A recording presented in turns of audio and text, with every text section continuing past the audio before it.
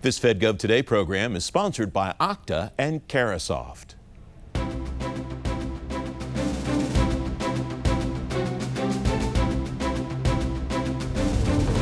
On this edition of Fed Gov Today with Francis Rose, the Air Force's Chief Information Officer says goodbye, avoiding the zero trust thirst trap at the Pentagon and fast-tracking software in the DoD. Welcome to Fed Gov Today with Francis Rose. The Air Force will look for a new Chief Information Officer as their current CIO closes out her career in government. Venus Goodwine's last day as DAF CIO was this past Friday. At AFCEA's TechNet Cyber in Baltimore this week, I asked her what's different about her service's IT operations since she became CIO almost 2 years ago. I have implemented zero trust. The DoD CIO required that the services, thrive to meet what we call targeted level by 2027. My zero trust team is well on their way to do that. What's also different is now we have executed our enterprise IT as a service, which includes wave one, which was our enterprise services, which is our help desk for the Department of the Air Force. And we're now moving into the modernization of our bases and our installations. So our base infrastructure modernization is happening.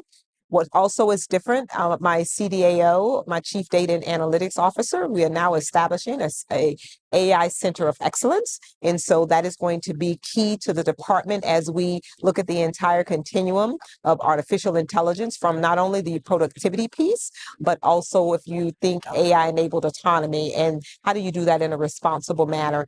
And definitely the last piece is it's all about the data. And so data on demand is now the key initiative that we have that we did not have when I started, because it's being able to make informed decisions at the right time, at the right speed with trusted data is important. So establishing what we consider our data catalog, whereby we can tag our data and know what data is needed to make decisions, that's going to be key. So those are the four major things that I think is different now than it was when I started the role. And it's interesting because a couple of those have been driven by the landscape, by the national security landscape, and a couple of them have been driven by technology accelerations.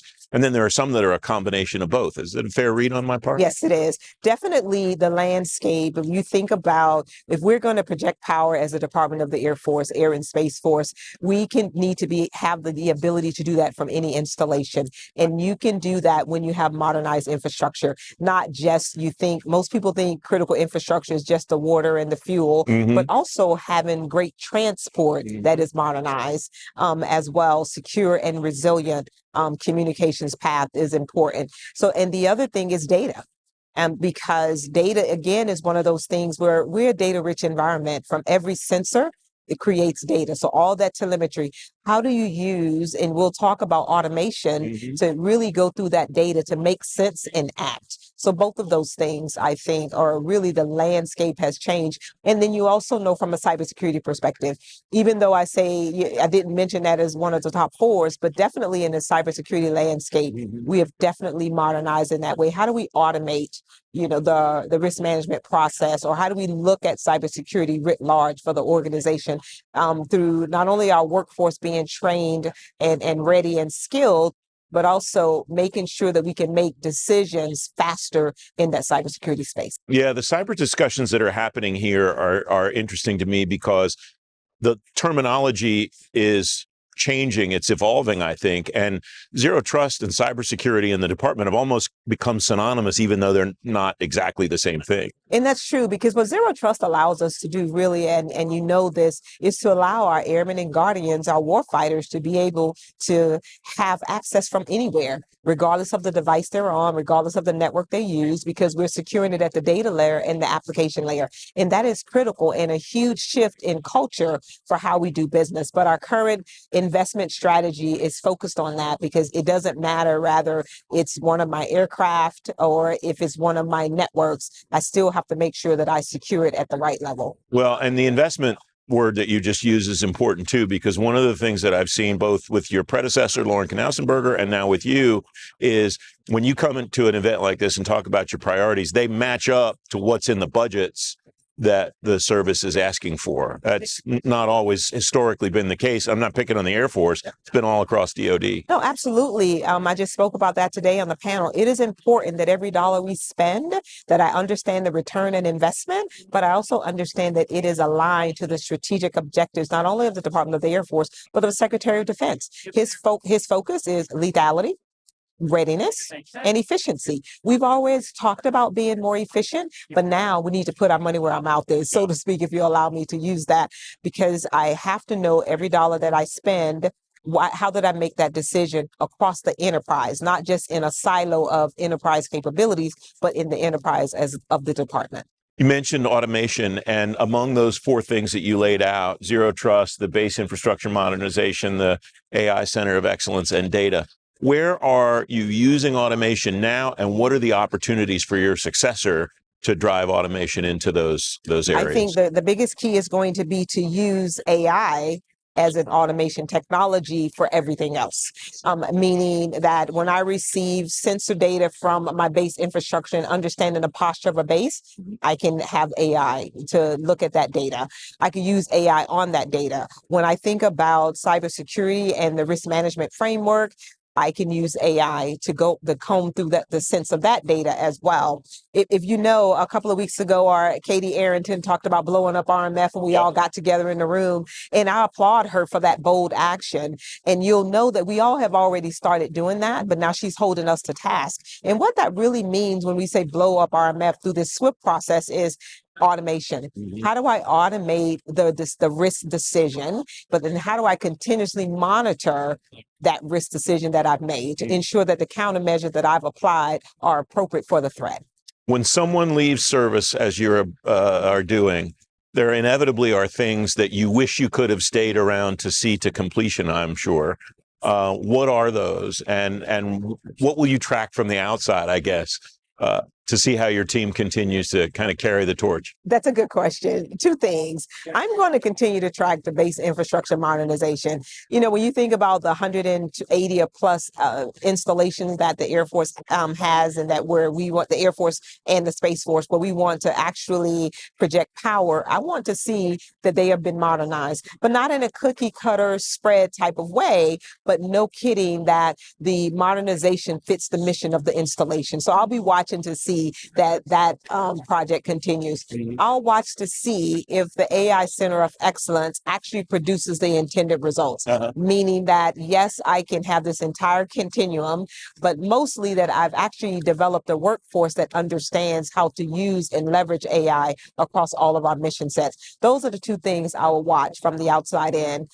What do you think the key is to be able to equip that workforce to do what you just suggested, and then measure to know that they are doing what we hope that they would do?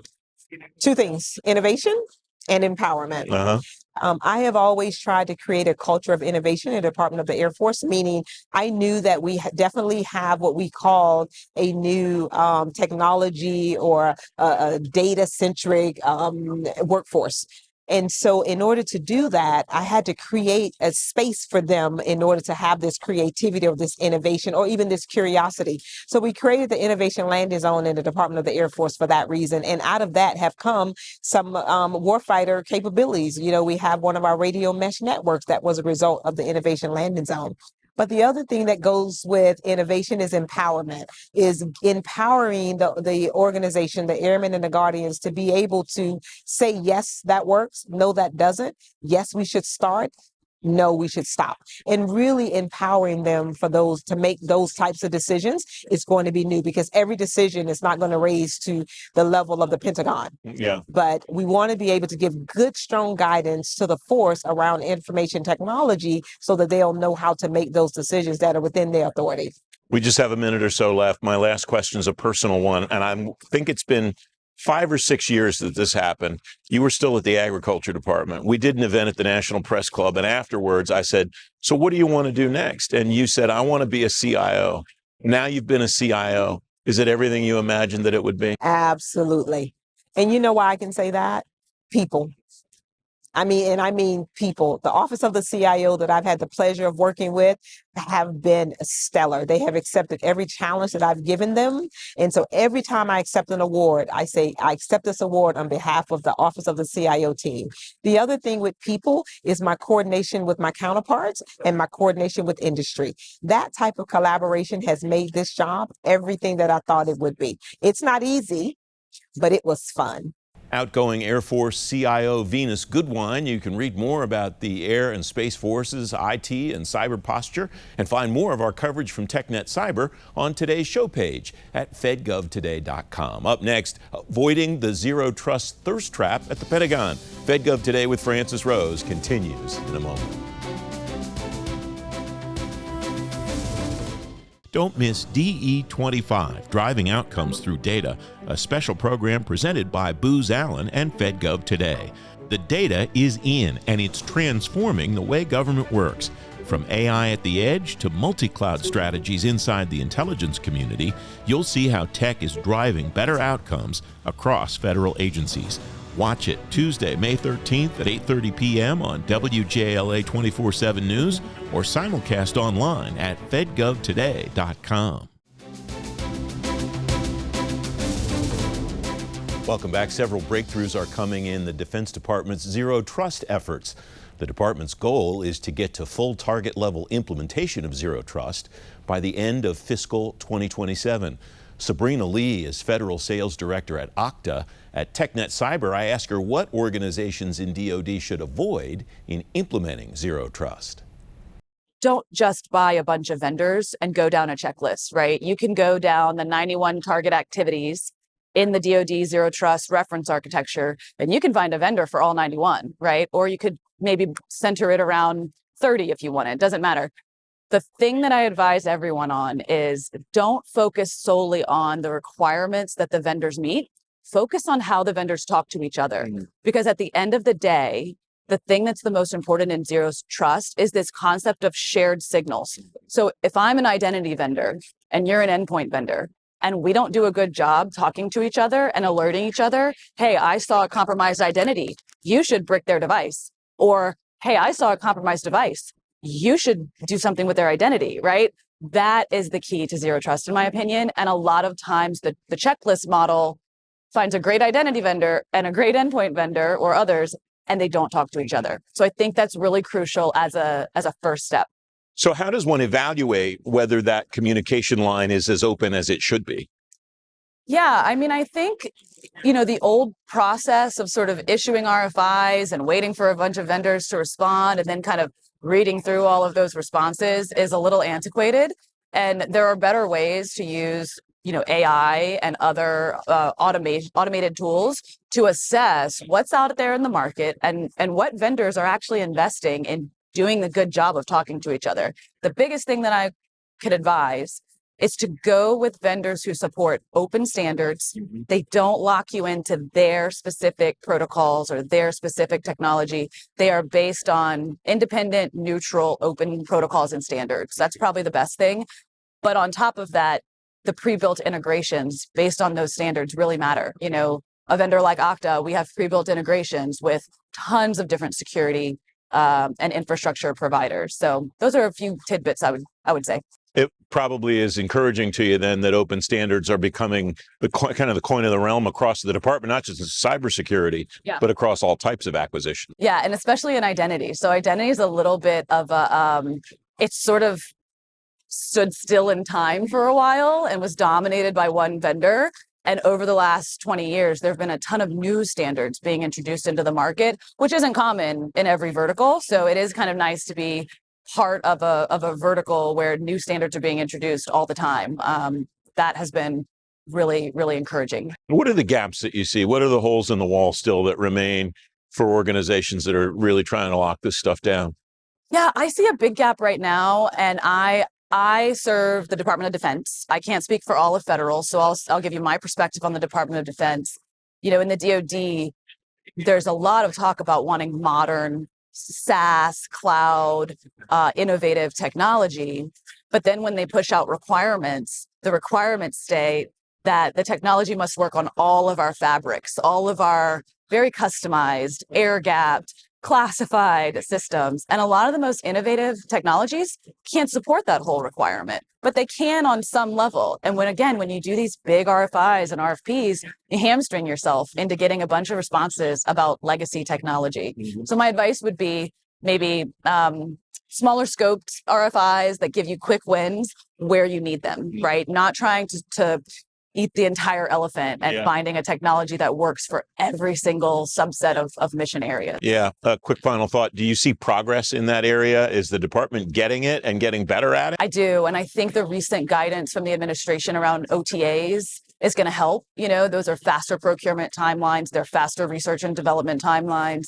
They allow you to do that sort of all call, give me a little bit of information, I'll make a choice, and then I'll change it if I have to. I don't have to solve the whole problem today right up front. So what will continue to drive that, do you think?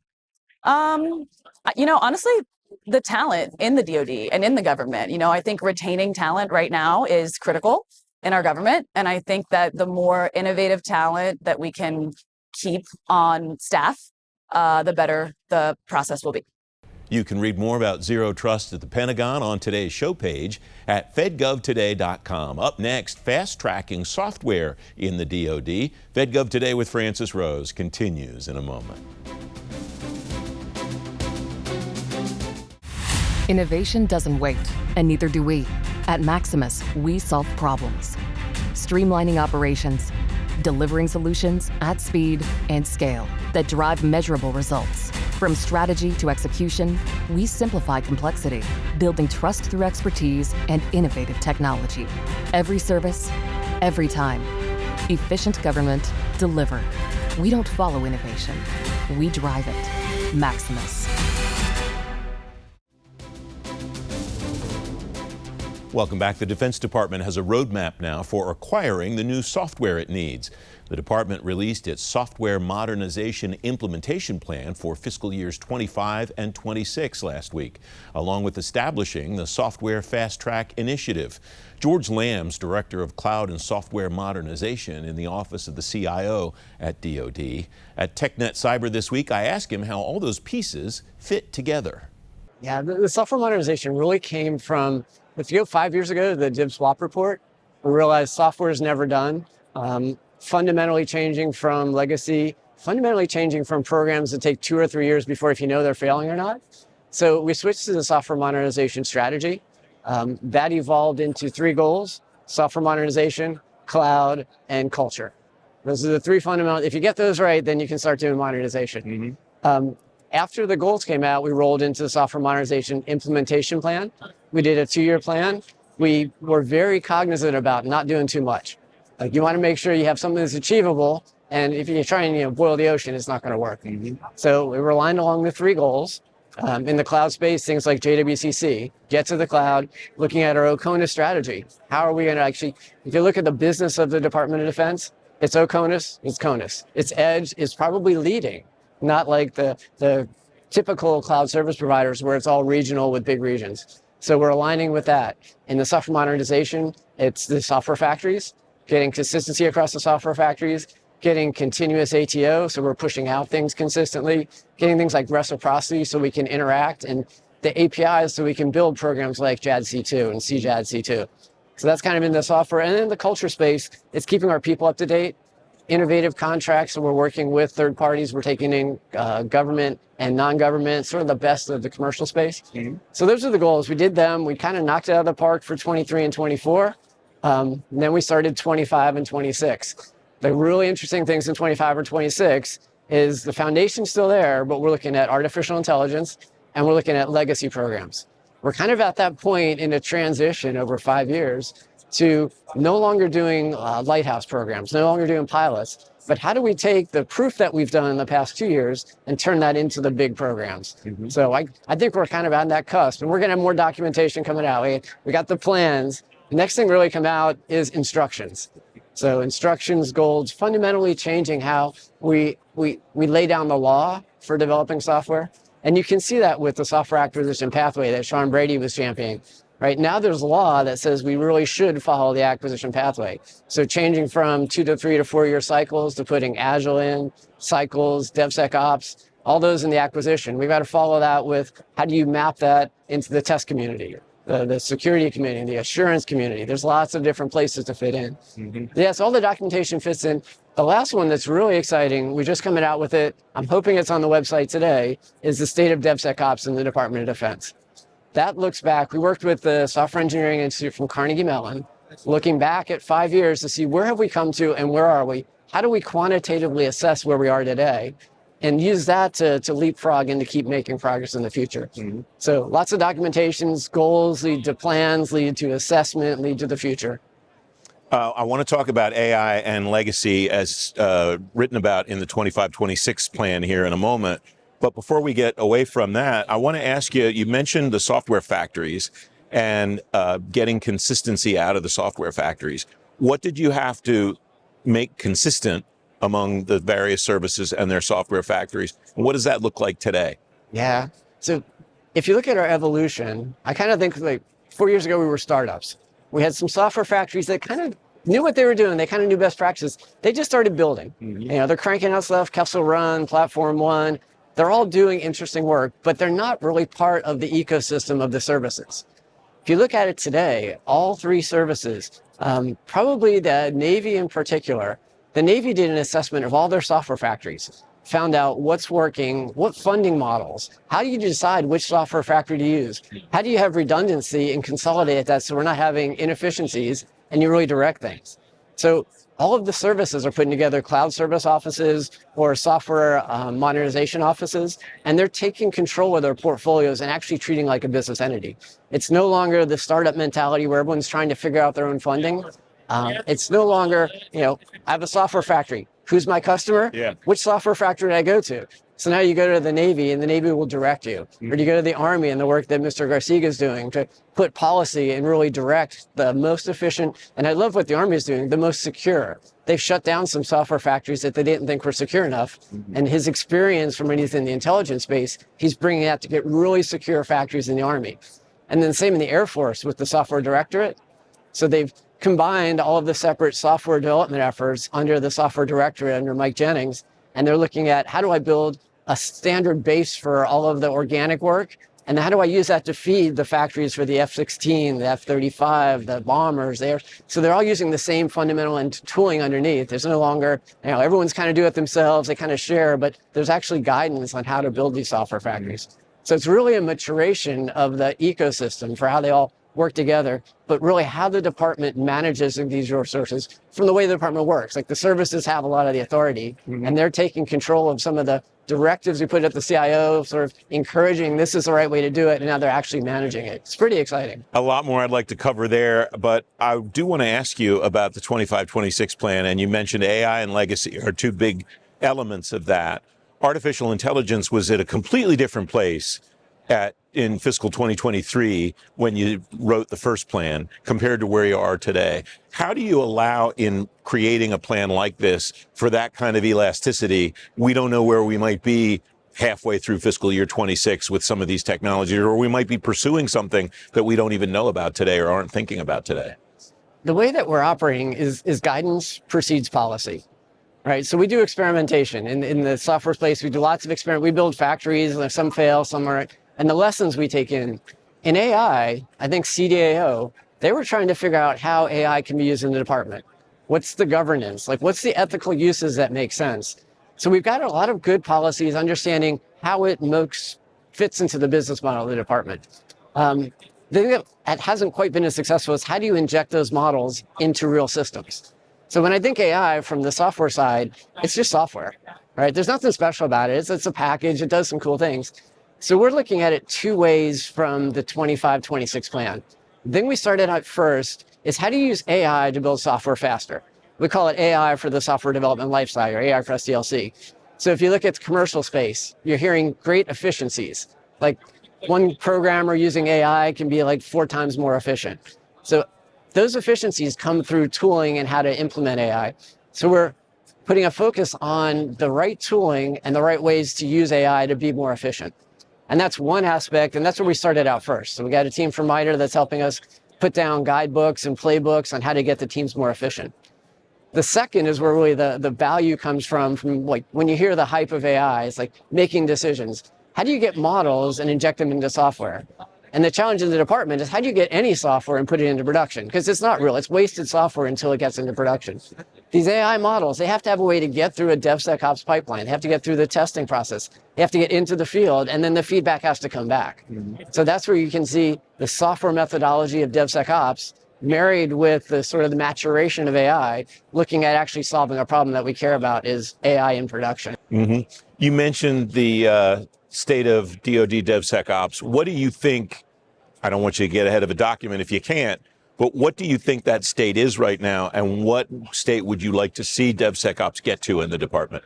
Yeah, it's a really good question. The state as I see it is that maturation. Right, we're at the point where there's actual offices that are established reporting directly to CIOs. So as a management, like we say the technology is possible. Like we knew the technology, that's been proven. There's really no question that we can get the speed with DevSecOps. The leadership, the ability to take programs that are now moving very quickly. So if the code is done in 2 months instead of 2 years, the system has to be able to accept that code in 2 months. So we're looking really at the maturation of the entire department on accepting the new capability. We've also proved the relevance of fast software. You look at the world today, what happens in Ukraine, the speed of decision making.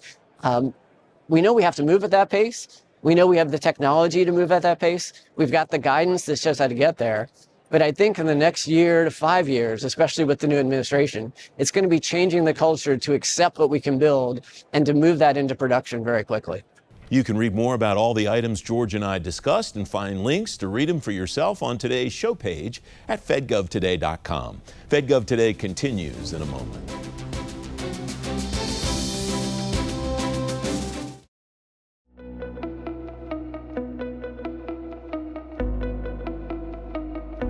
Are there potential automation solutions for that in the future, or that are available now and in the implementation phase? Yeah, there are. So there's a lot of tools that are available for both automated testing to make sure the process works, for automated data migration and data cleansing. And then we have AI tools that help establish and run the process more effectively so that it can look at the system, and rather than waiting for the end users to make a decision, the system will prompt you for what could we do and what should we do, and then you decide from the alternatives how to move forward in a more timely manner. And it allows us, like I said, to support those forces at sea more effectively by giving them what they need when they need it, rather than waiting for someone to make a decision. And that's a key element to keeping combat forces ready at sea.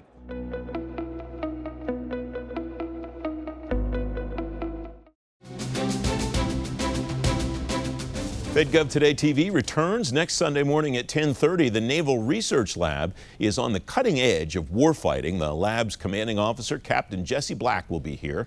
I'm Francis Rose. Thanks for watching. Have a great week.